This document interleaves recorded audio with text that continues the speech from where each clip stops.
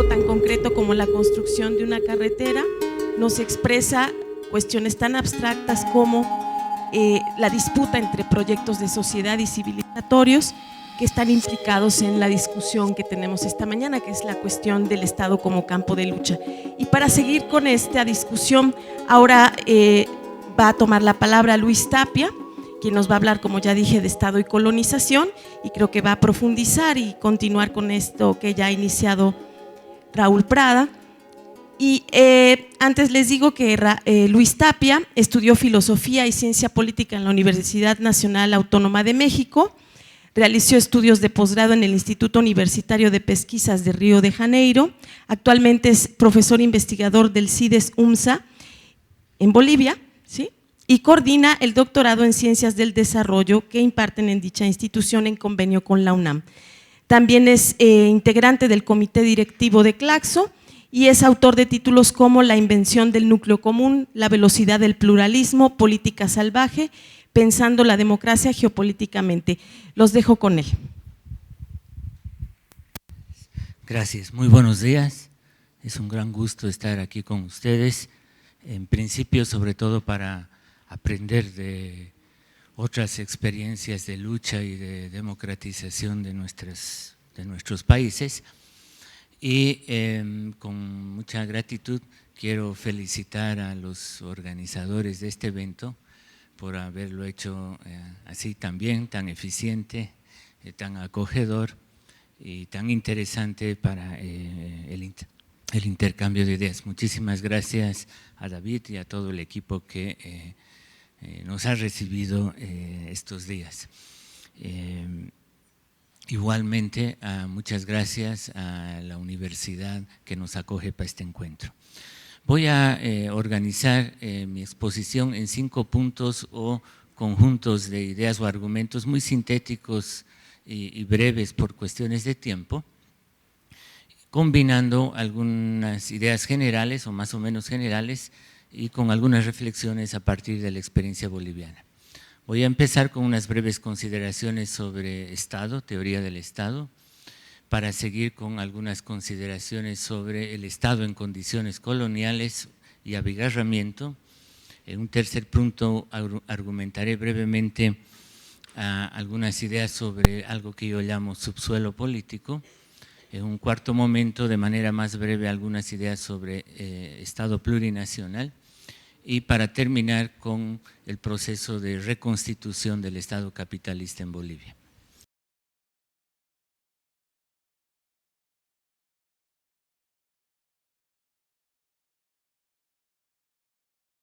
Sobre lo primero, para el argumento que les quiero presentar voy a retomar las ideas de Marx y de Gramsci, básicamente, que consisten en pensar que el Estado es un tipo de relación social, en realidad es un conjunto de relaciones sociales que se convierten en instituciones, pero la clave es que son un modo en que los seres humanos organizan su interacción y que se caracteriza básicamente por el monopolio de la vida política. Y en este sentido es una relación de dominación y de distinción entre dominados y dominadores, entre dirigentes y dirigidos o entre gobernantes y gobernados. Este tipo de concentración de la vida política resulta de una previa o paralela concentración de la propiedad, que es lo que da origen al capitalismo. No solo concentración de la propiedad, que existe bajo otras formas, sino una concentración de la propiedad que implica la mercantilización del trabajo vivo humano y para esto la destrucción de formas de vida social previas, muchas de ellas de origen comunitario. Es decir que el tiempo histórico de constitución del capitalismo es un tiempo de destrucción de comunidades, o sea, de varios tipos de comunidades y de cultura. Sin embargo, a pesar de esto, es algo que no lo ha logrado de manera total, y es por eso que en México, en Bolivia, en Guatemala y en mayor o menor medida en la mayor parte de los países de América Latina siguen existiendo otros pueblos, otras culturas con sus formas además de gobierno, que va a ser el eje de mi argumento.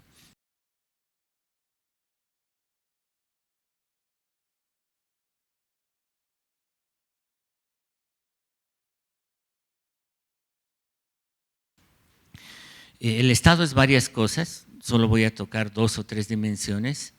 por cuestión del eje del argumento. Por el otro lado, quiero retomar una otra idea de Gramsci que dice que el Estado, si bien resulta de este proceso de concentración y de separación de la economía y la política, sobre todo,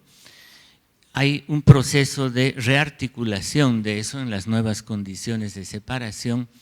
es decir, de unir economía, política, reproducción social a través de la organización de la cultura.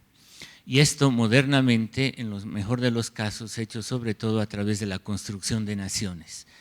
El construir nación es tratar de construir hegemonía, es decir, una forma de integración social organizada en torno a una división de clases, o sea, donde está nítidamente la diferenciación social, pero hay una reintegración en estructuras productivas y políticas. En este sentido, hay que pensar el Estado como un proceso largo también de construcción, de reforma, y una de las principales que menciono ahora, porque sobre eso me voy a montar en la dimensión multicultural, es que este monopolio de la política históricamente también ha sido reformado. Y creo que una de las principales formas de reforma del Estado moderno son los grados de democratización que le han introducido las luchas populares de diverso tipo, ¿no? Desde las clasistas hasta las feministas y hoy las impulsadas por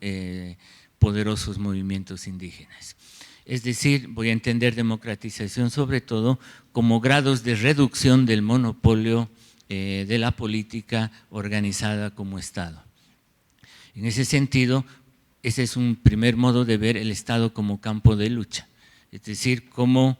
el despliegue de estrategias de monopolización de la vida política, pero en tanto ese intento de monopolizar implica dominar sobre subalternos, esos subalternos históricamente han logrado introducir algún grado de reducción de ese monopolio a través de conquista de derechos, de ciudadanía en particular y de algunos procesos de redistribución de la riqueza.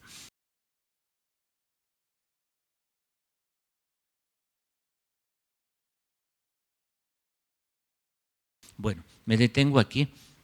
para proponerles una consideración sobre el Estado en condiciones coloniales y a través de la noción de abigarramiento que la introdujo un pensador boliviano que se llama René Zavaleta. Ocurre que la construcción del Estado en América Latina, en particular en Bolivia, está también vinculada a la colonización o es resultado de la colonización. Y en este sentido, de la sobreposición de una sociedad que se convierte en dominante en territorios que tienen otro tipo de cultura, otra forma de vincularse y transformar la naturaleza, de reproducción social, de ritualidad religiosa, política, social, cosmovisión, lengua y sobre todo otras formas de autogobierno. El dominio colonial y luego las formas más o menos modernas, liberales de los estados republicanos no han logrado eliminar esas otras estructuras sobre las cuales se implantó el dominio colonial. A esa condición Zavaleta llamó abigarramiento, es decir, una sobreposición de varias sociedades en las que en algunos puntos ha habido transformación de lo previo y se han vuelto territorios modernos, más o menos capitalistas, y otros territorios donde siguen persistiendo otro tipo de sociedad. Es por eso que creo que en varios territorios de América Latina lo que hay son países multisocietales, no solo plurilingües o multiculturales, sino que hay varias sociedades que están sobrepuestas todavía bajo formas neocoloniales o lo que algunos movimientos indígenas llaman colonialismo interno. Es decir, la reproducción durante el tiempo de la jerarquía establecida por la colonia entre algunas sociedades que se consideran superiores sobre el conjunto de los pueblos conquistados, considerados como inferiores e incapaces de dirigirse a sí mismos. Uno de los resultados de este abigarramiento que resulta del hecho de que el capitalismo no transforma totalmente, no destruye totalmente las formas comunitarias, aunque sí lo hace en ciertas partes y parcialmente en otros territorios, es que en varios territorios se han mantenido formas de autogobierno, no solo memoria histórica, vestimenta, lengua, sino formas de autogobierno, estructuras de autoridad y de organización y sobre todo otra cosmovisión y otra forma de vincularse con la naturaleza y transformarla para recrear las condiciones de la vida social. Eso hace que los llamados estados-nación sean estados que solo corresponden de más o menos mejor manera a los espacios más modernos que existen en un país. En algunos territorios como Argentina, Chile, esto es mayor porque han eliminado físicamente de manera genocida las sociedades preexistentes, y en otros esto es más denso porque la persistencia de otras sociedades es aún mayor. Por ejemplo, en el caso boliviano, las llamadas culturas indígenas son mayoritarias, lo cual cambia sustancialmente la condición del dominio neocolonial. Esto hace que los estados llamados nación o que pretenden ser estados-nación hayan sido débiles porque no corresponden de manera más o menos orgánica a procesos de construcción o de articulación del gobierno desde las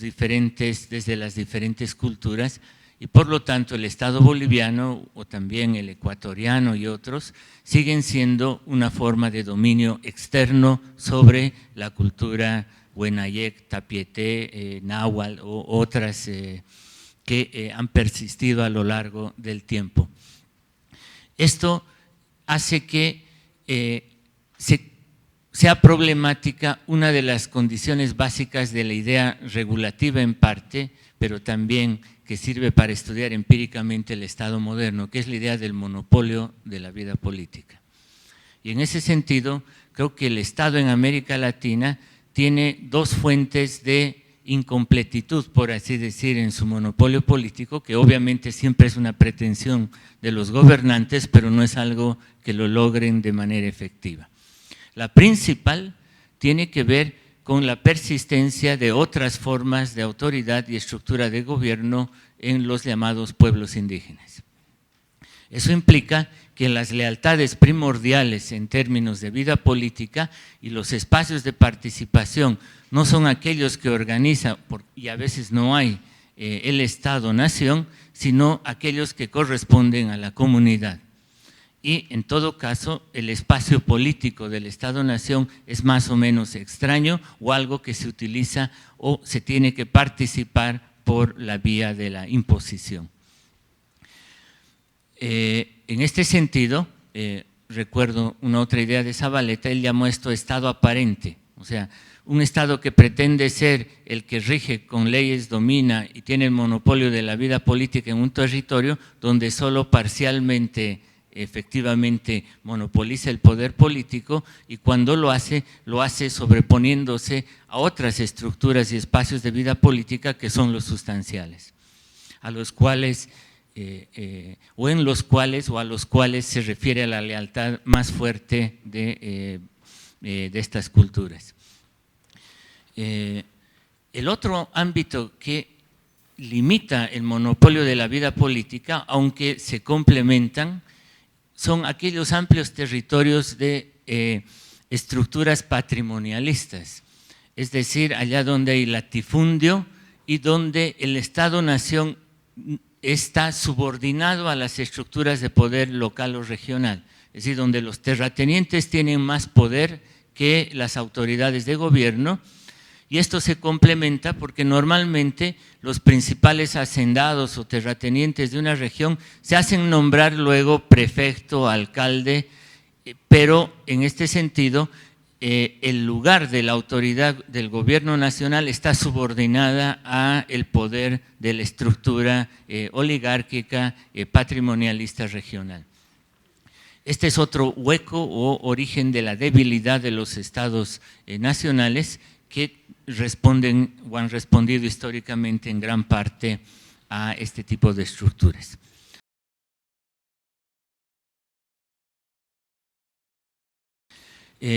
Paso al tercer punto para poder por lo menos bosquejar lo que les planteé. Y lo hago sobre todo a partir del caso boliviano, pero argumentando algunas ideas teóricas. Este conjunto de espacios de vida política y de estructuras de autogobierno y de autoridad que han persistido a través de la colonización y que son más antiguos que el Estado moderno, se podrían considerar algo que yo llamo subsuelo político. Son espacios donde hay vida política más intensa que en relación al Estado. Hay gente que no participa de los partidos porque ya no son un espacio de participación y solo votan en las elecciones, pero participan de manera directa en la asamblea de la comunidad, del barrio, es decir, en la vida política de su cultura y su territorio. Y es el proceso de articulación, movilización de este subsuelo político de origen comunitario, que está complementado por la articulación de asambleas populares en algunos centros urbanos contra la privatización del agua, de los hidrocarburos y del conjunto de los bienes comunes del país, lo que se ha movido en grandes olas de rebelión en Bolivia y ha puesto en crisis el Estado moderno. Se le ha dado el nombre de guerras, guerra del agua, guerra del gas, a estos grandes momentos donde el subsuelo político emerge y en varios lugares suspende fácticamente la validez del Estado. Bolivia es un territorio donde el Estado ha desaparecido varias veces en varios lugares y temporalmente. Cito solo algunos ejemplos para mostrar a qué me quiero referir. Una de estas experiencias es la articulación lograda por la Coordinadora del Agua en la Guerra del Agua, donde por un buen tiempo el Estado colapsa y lo que funciona en la región y en la ciudad es una red de asambleas que sería el espacio público político en el que se delibera y se toman las decisiones. Y es por lo menos una doble articulación, es una gran asamblea donde asisten los representantes de las asambleas del barrio, de la comunidad y que además funciona de manera rotativa. Esa es una forma de vida política que de facto sustituye al Estado y además actúa de una manera antiestatal, ¿no?, contra el contenido de la política estatal. Un otro ejemplo es la Constitución en estos mismos años de lucha entre el 2001 hasta el 2003, en particular en la segunda coyuntura, en la que en el altiplano se constituye algo que se llamaba el Estado Mayor de Calachaca, que es un lugar, pero es la constitución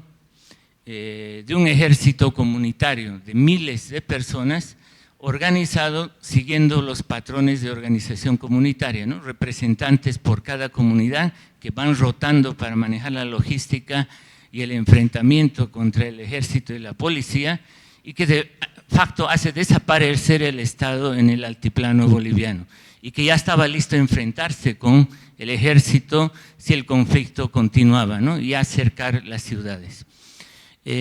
Coyunturas como estas han ocurrido varias veces en el país, es decir, donde el monopolio de la política organizada como Estado desaparece y lo que funcionan son espacios de deliberación colectiva. En este sentido, quisiera mencionar tres cosas para terminar este punto y pasar brevemente a lo siguiente como un modo de ver también la complejidad y contradicciones que se enfrentan en estos procesos.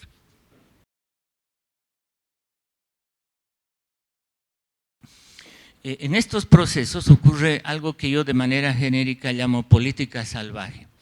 Es decir, son momentos donde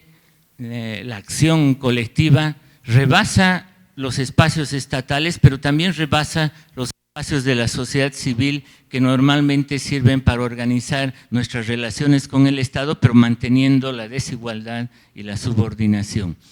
Y uno de los rasgos centrales en el caso boliviano, que creo que ocurre en otros lados, es que lo primero que hace es barrer a todos los mediadores, o sea, a todos los dirigentes que eran de sectores populares, pero que funcionaban como mediadores descendentes, ¿no? Es decir, trabajando para el Estado. Entonces, una de las primeras cosas que se hace en los momentos de política salvaje es eliminar a los jefes. Y se vive un momento de sustitución, de ampliación de la vida política, y que es lo que pone en crisis al Estado de hecho y abre el horizonte para poder imaginar y proyectar colectivamente alternativas. Me paso ya para poder terminar lo que prometí a una consideración breve de los otros dos puntos. Uno tiene que ver con el hecho de que luego de un ciclo de varias movilizaciones de este tipo que ponen en crisis al Estado, lo que se plantea en Bolivia es una reconstitución del país que reconozca esta pluralidad de formas, de culturas y de formas de gobierno que se sintetizó en la idea de un Estado plurinacional. Hay varios modos de hacer esto. Uno es reconocer las formas de autogobierno que existen y componer con eso una forma igualitaria de cogobierno entre todos. Lo que ha ocurrido en Bolivia es que se ha reconocido esa diversidad en el artículo 2 de la nueva Constitución, que probablemente sea el más radical de las constituciones existentes, porque reconoce con igualdad de condiciones todas las culturas y formas de autogobierno. El problema es que en el resto de la Constitución se vuelve a rearmar el viejo Estado, presidencialismo y una jerarquía entre las formas políticas de las culturas indígenas, a las que se les reconoce atribuciones en el nivel local, pero no como forma de gobierno para tomar las decisiones para todo el país. Eso es lo que quedó pendiente en el país, es decir, se aceptaron autonomías indígenas, es decir, se reconoce forma de autogobierno indígena, pero solo para ellos y con un rango de atribuciones, pero no como una forma que debería ser parte del gobierno de todo el conjunto de los bienes comunes que además estaban en proceso de reconquista a través de estos procesos. Y creo que una de las limitantes de lo que quedó como Estado plurinacional en Bolivia es todavía cierta jerarquía constitucional que es civilizacional. Se sigue manteniendo la idea de que habría un núcleo universal de derecho positivo, que es el modo en que continuaría la dimensión colonial, y se reconoce la diversidad cultural para las autonomías indígenas locales y más o menos transformadas por el modo en que se ha estipulado el reconocimiento.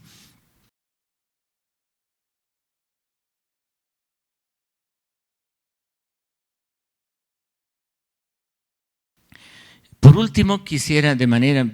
mucho más breve decir dos o tres sobre la reconstitución del Estado capitalista en Bolivia.